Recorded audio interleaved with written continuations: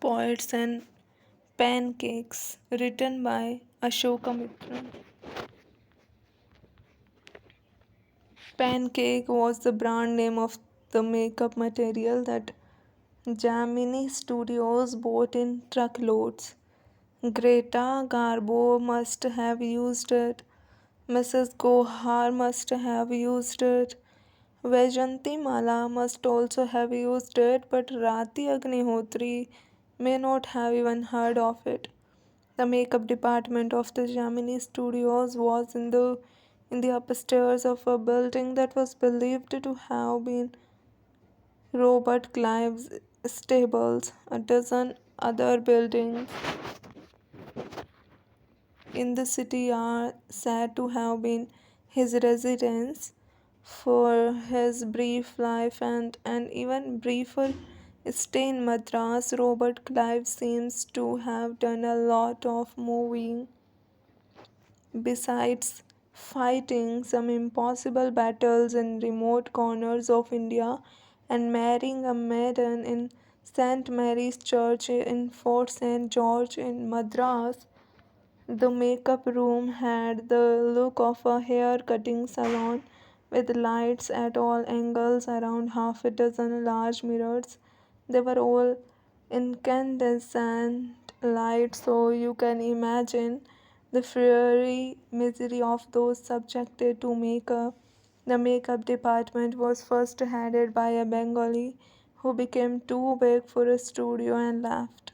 He was succeeded by a Maharashtrian who was assisted by a Dharwad Karnataka, an Andhra, a Madras Indian Christian, an Anglo Burmese, and the usual local Tamils.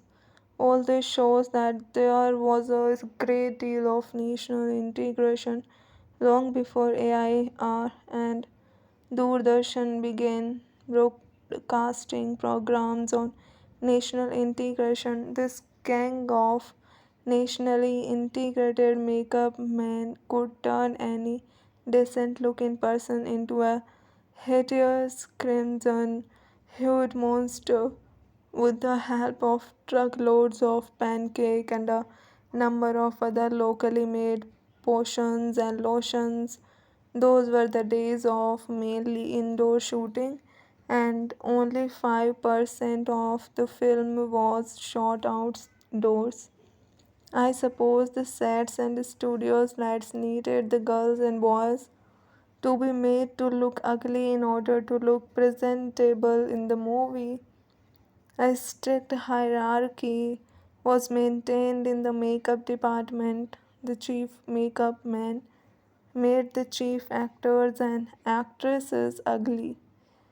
His senior assistant, the second hero and heroine, the junior assistant, the main comedian, and so forth. The players who played the crowd were the responsibility of the office boy. Even the makeup department of the Gemini studio had an office boy. On the days when there was a crowd shooting, you could see him mixing his paint in a giant vessel and slapping it on the crowd players. The idea was to close every pore on the surface of the face in the process of applying makeup. He wasn't exactly a boy. He was in his early 40s, having entered the studios years ago in the hope of becoming a star actor or a top screenwriter, director, or lyrics writer. He was a bit of a poet. In those days, I worked in a cubicle, two whole sides of which were French windows. I didn't know at that time they were called French windows. Seeing me sitting at my desk tearing up newspapers day in and day out, most people thought I was doing next to nothing. It is likely that the boss thought likewise too. So anyone could felt I should be given some occupation would barge into my cubicle and deliver an extended lecture. The boy in the makeup department had decided I should be enlightened on how great literary talent was being allowed to go west. waste in a department fit only for barbers and perverts. Soon I was praying for crowd shooting all the time. Nothing short of it could save me from his apex. In all instances of frustration, you will always find the anger directed towards a single person, openly or covertly, and this man of the makeup department was convinced that all his woes, ignominy, and neglect were due to Kothamangalam Subbu. Subbu was the number two at Gemini Studios. He couldn't have had a more encouraging opening in films than our grown up makeup boy had. On the contrary, he must have had to face more uncertain and difficult times, for when he began his career, there were no firmly established film producing companies or studios.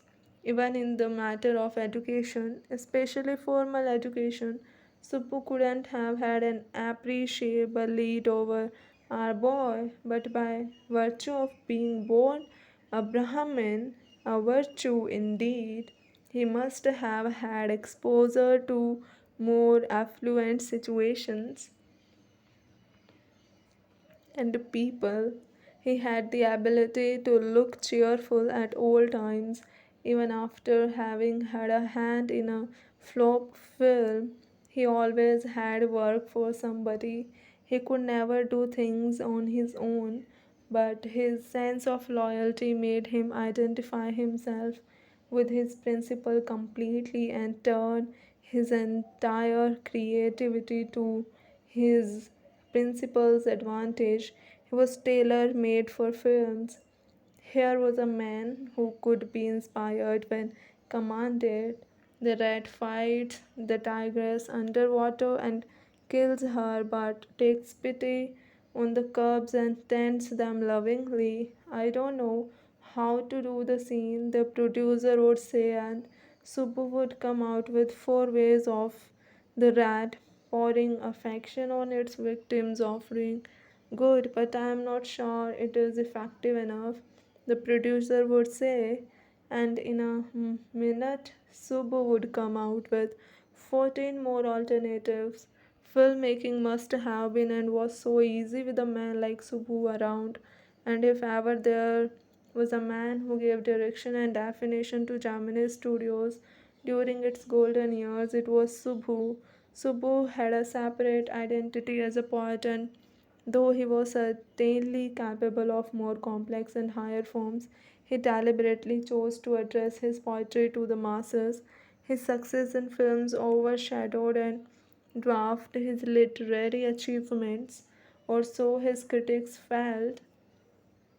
So he composed several truly original story poems in folk refrain and diction, and also wrote a sprawling novel, Thilana Mohanambal, with dozens of very deftly etched characters. He quite successfully recreated the mood and manner of the Devdasis of the early 20th century. He was an amazing actor. He never aspired to the lead roles, but whatever subsidiary role he played in any of the films, he performed better than the supposed main players.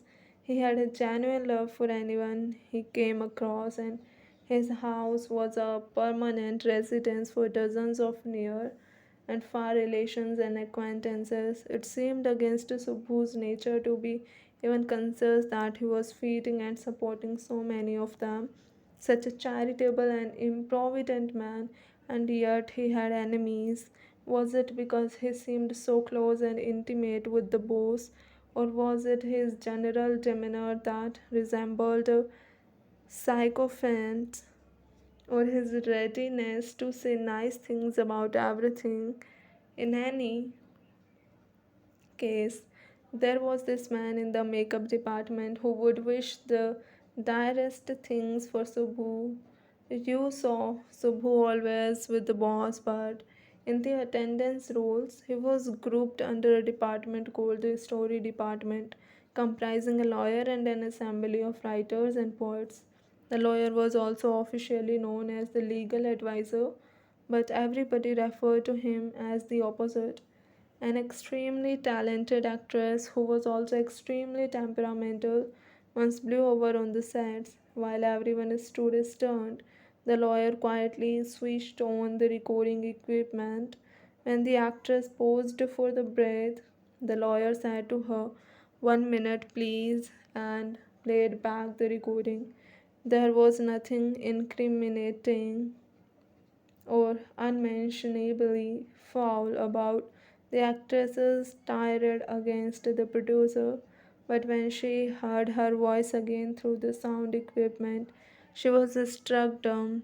A girl from the countryside, she hadn't gone through all the stages of worldly experience that generally precede a position of importance and sophistication that she had found herself catapulted into. She never quite recovered from the terror she felt that day. That was the end of a brief and brilliant acting career. The legal advisor, who was also a member of the story department, had unwittingly brought about that sad end. While every other member of the department wore a kind of uniform, khadi dhoti with a slightly oversized and clumsily tailored, while khadi shirt, the legal advisor wore pants and a tie and sometimes a coat that looked like a coat of mail. Often he looked alone and helpless, a man of cold logic in a crowd of dreamers, a neutral man in an assembly of Gandhites and Khadites. Like so many of those who were close to the boss, he was allowed to produce a film, and though a lot of raw stock and pancake were used on it. Not much came of the film. Then one day the boss closed down the story department, and this was perhaps the only instance in all human history where a lawyer lost his job because the poets were asked to go home. Gemini Studios was a favorite haunt of poets like STS Yogiya, Sangu Subramanyam, Krishna Sastri, and Harindranath Chattopadhyay. It had an excellent mess which supplied good coffee at all times of the day and for most part of the night. Those were the days when Congress rule meant prohibition and meeting over a cup of coffee was rather satisfying entertainment, barring the office boys and a couple of clerks. Everybody else at the studios radiated leisure, a prerequisite for poetry. Most of them wore khadi and worshipped Gandhi ji, but beyond that, they had not the faintest appreciation for political thought of any kind. Naturally, they were all averse to the term communism. A communist was a godless man. He had no filial or conjugal love. He had no compunction about killing his own parents or his children. He was always out to cause and spread unrest and violence among innocent and ignorant people. Such notions, which prevailed everywhere else in South India at that time, also naturally floated about vaguely among the khadi clad poets of Japanese studios. Evidence of it was soon forthcoming when Frank Bachman's moral rearmament army, some 200 strong, visited Madras sometime in 1952. They could not have found a warmer host in India than the Japanese studios. Someone called the group an international circus. They weren't very good on the trapeze, and their acquaintance with animals was only at the dinner table, but they presented two plays in a most professional manner, the Jotham Valley and the Forgotten Factor. ran several shows in Madras, and along with the other citizens of the city, the Jamini family of 600 saw the plays over and over again. The masses of the plays were usually plain and simple homilies, but the sets and costumes were first rate. Madras and the Tamil drama community were terribly impressed, and for some years, almost all Tamil plays had a scene of sunrise and sunset in the manner of Jotham Valley, with a bare stage, a white background, curtain, and a tune played on the flute. It was some years later that I learned that the MRA was a kind of counter movement to international communism, and the big bosses of Madras, like Mr. Vasan, simply played into their hands. I am not sure, however, that this was indeed the case. For the unchangeable aspects of these big bosses and their enterprises remained the same, MRA or no MRA, international communism or no international communism. The staff of Gemini Studios had a nice time hosting 200 people of all hues and sizes of at least 20 nationalities. It was such a change from the usual collection of crowd players waiting to be slapped with thick layers of makeup by the office boy in the makeup department. A few months later, the telephone lines of the big bosses of Madras buzzed, and once again, we at Gemini Studios cleared a whole shooting stage to welcome another visitor.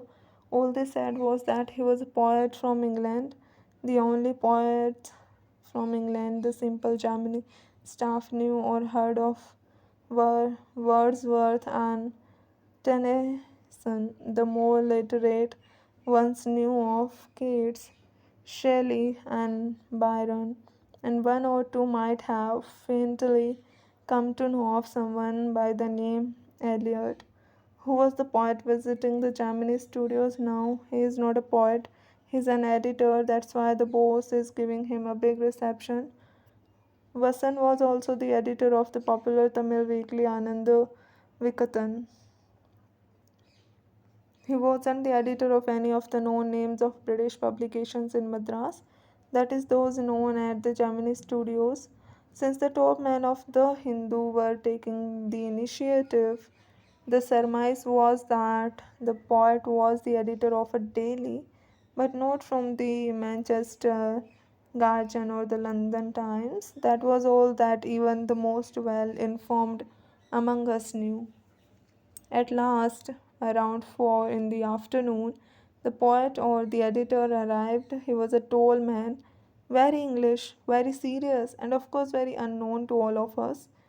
Battling with half a dozen pedestal fans on the shooting stage, the boss read out a long speech. It was obvious that he too knew precious little about the poet or the editor. The speech was all in the most general terms, but here and there it was peppered with words like freedom and democracy. Then the poet spoke. He couldn't have addressed a more dazed and silent audience. No one knew what he was talking about, and his accent defeated any attempt to understand what he was saying. The whole thing lasted about an hour. Then the poet left, and we all dispersed in utter bafflement. What are we doing? What is an English poet doing in a film studio which makes Tamil films for the simplest sort of people? People whose lives least afforded them the possibility of cultivating a taste for English poetry. The poet looked pretty baffled too, for he too must have felt the sheer incongruity of his talk about the thrills and travels of an English poet. His visit remained an unexplained mystery. The great prose writers of the world may not admit it, but my conviction grows stronger day after day that Prose writing is not and cannot be the true pursuit of a genius. It is for the patient, persistent, and persevering drudge with a heart so shrunken that nothing can break it. Rejection slips don't mean a thing to him. He at once sets about making a fresh copy of long prose piece and sends it on to another editor enclosing postage for the return of the manuscript. It was for such people that the Hindu had published a tiny announcement in an insignificant corner of an unimportant page, a short story contest organized by a British periodical by the name The Encounter. Of course, The Encounter wasn't a known commodity among the Germany literati.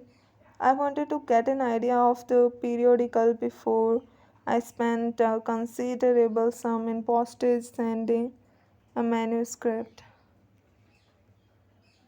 to England. In those days, the British Council Library had an entrance with no long winded signboards and notices to make you feel you were sneaking into a forbidden area, and there were copies of the encounter lying about in various degrees of freshness, almost untouched by readers. When I read the editor's name, I heard a bell ringing in my shrunken heart. It was the poet who had visited the Gemini studios. I felt like I had found a long lost brother, and I sang as I sealed the envelope and wrote out his address. I felt that he too would be singing the same song at the same time. Long lost brothers of Indian films discover each other by singing the same song in the first reel and in the final reel of the film. Stephen, that was his name. And years later, when I was out of Germany studios and I had much time but not much money, anything at a reduced price attracted my attention. On the footpath in front of the Madras Mount Road post office, there was a pile of brand new books for 50 paise each. Actually, they were copies of the same book, an elegant paperback of American origin, a special low priced student edition in connection with the 15th anniversary of the Russian Revolution. I paid 50 paise and picked up a copy of the book, The Gore That Failed. Six eminent men of letters in six separate essays described their journeys into communism and the disillusioned return. Andre Gide, Richard Wright, Ignazio Silon, Arthur Koestler, Louis Fisher, and Stephen Spander. Suddenly, the book assumed a tremendous significance. Stephen Spander, the poet who had visited Gemini studios. In a moment, I felt a dark chamber of my mind lit up by a hazy illumination. The reaction to Stephen Spander at Gemini studios was no longer a mystery.